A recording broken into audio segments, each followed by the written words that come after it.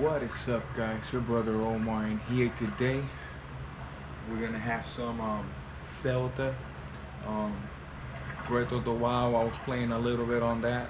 Um, I wanted to get a little far and get the horse and whatnot, but unfortunately, you know, I don't have time for that. I work and all kinds of stuff, so I'm not gonna be able to play Zelda Breath of the Wild like I really wanted to, because of time constraint situations like family, job, and just your duties as a husband towards your wife and different things like that.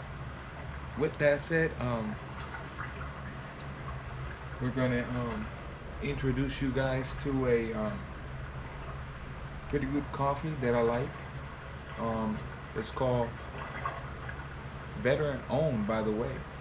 Um, so for them people who work in the Black Rifle Coffee Company, thank you guys for your service. We got one right here, you know, showing support for our veterans and their business and whatnot. Um, I also buy products from Jocko Willings, like protein and different things like that, protein shakes and whatnot. Support this business as well. Um, America's Coffee, ooh yeah baby. Um, Rich Mocha SS. Let's see.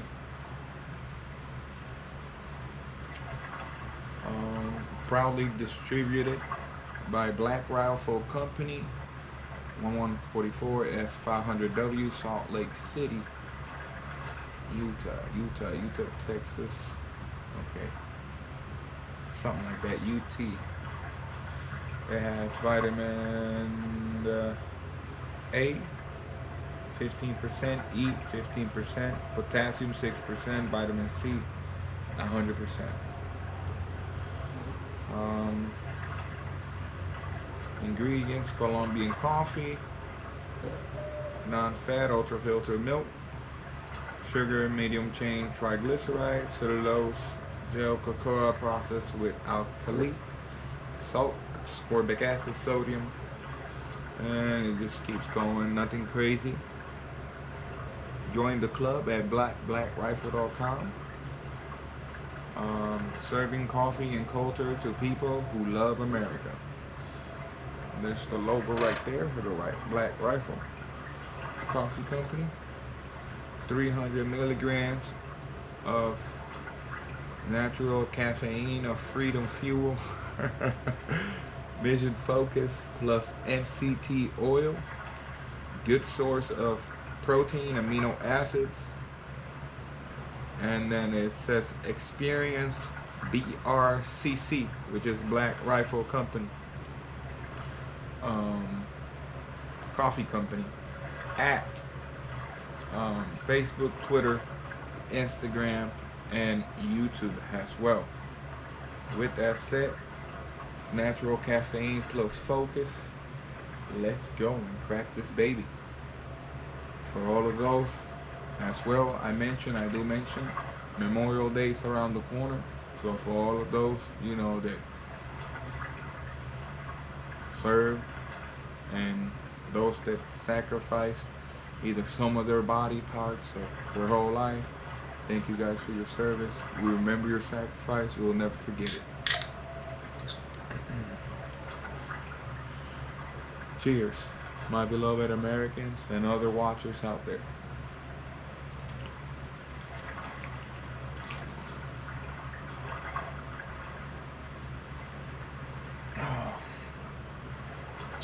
So, with that said, unfortunately,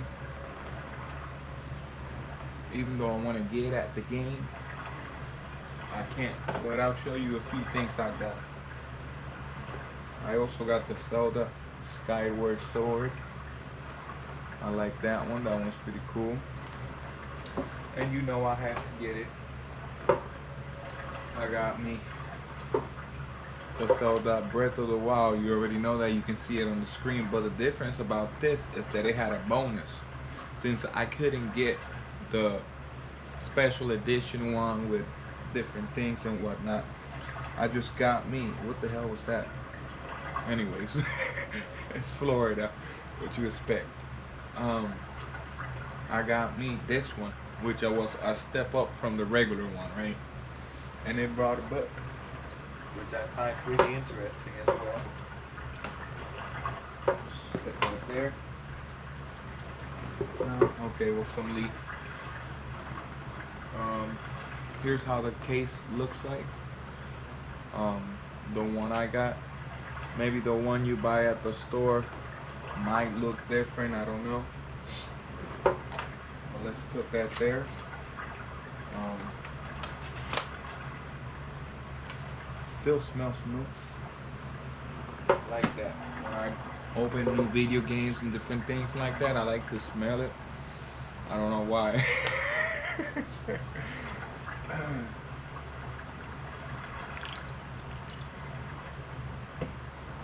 But here is the Explorer's Guide. You know, fighting against that stuff that Ganondorf, Ganondorf put in there. You know, yeah, I think it's pretty cool, pretty sick. All the detail and stuff like that. And this is an Explorer's Guide.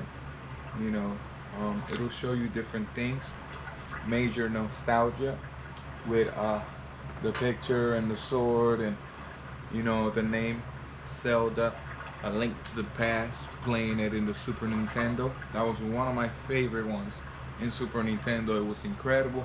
I never got to beat it when I was 7 years old, but when I got to be older, you know, with the help of YouTube videos, I managed to beat that game. Another great game which rocked my reality in such a way that there is fun in the Nintendo 64 was Zelda, The Legend of Zelda, Ocarina of Time, right? Ocarina of Time was the craziest game at that time. The shape of the controller, the Nintendo 64 controller, everything, just everything, how it worked. Um, the hook shot, riding on the horse, shooting arrows, all of that was revolutionary for the Nintendo 64, right? Moving around in a 3D environment, different things like that. And then there's another one, even though it's not part of the subject, it must be mentioned. Zelda. I mean, not Zelda, I'm sorry. Perfect Dark.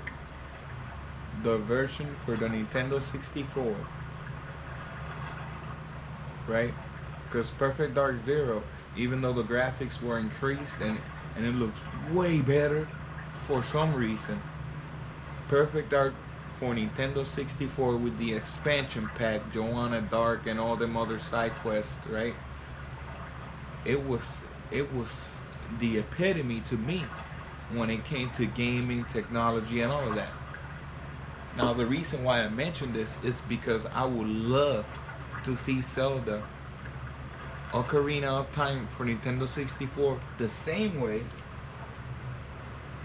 the same size of the map, everything the same, but with Unreal Engine graphics, right?